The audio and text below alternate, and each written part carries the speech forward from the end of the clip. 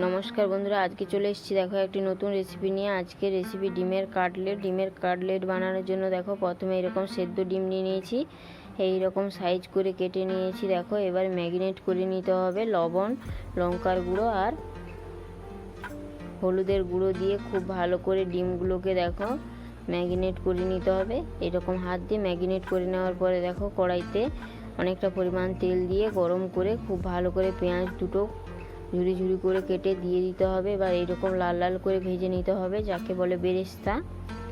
দেখো খুব সুন্দরভাবে কিন্তু ভেজে তুলে নিচ্ছি। এবার তেলটা পরিমাণ মতো দিয়ে দেখো ডিমগুলোকে খুব সুন্দরভাবে লাল লাল করে ভেজে নিচ্ছি।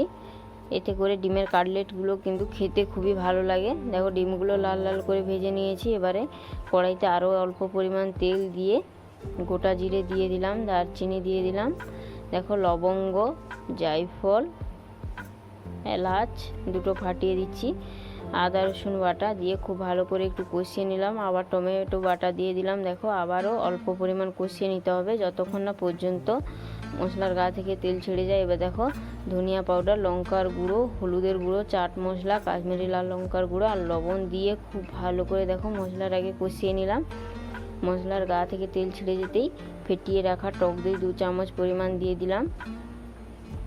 আবার দেখো খুব ভালো করে মশলার গা থেকে তেল ছেড়ে যেতেই দেখো বেরেস্তাগুলো হাত দিয়ে দলে দলে দিয়ে দিলাম।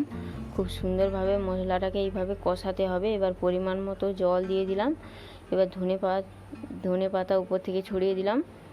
খুব ভালো করে নাড়াচাড়া করে জলটা ফুটে উঠতে ডিমগুলো দিয়ে দিলাম। দেখো এবার ডিমগুলো দেওয়ার পরে 5 থেকে 7 মিনিট ঢাকনা লাগিয়ে রান্না করে নিতে হবে। অবশেষে দেখো এই রকম পুদিনা পাতা টক দই দিলেই কিন্তু একদম রেডি হয়ে যাবে ডিমের কাটলেট।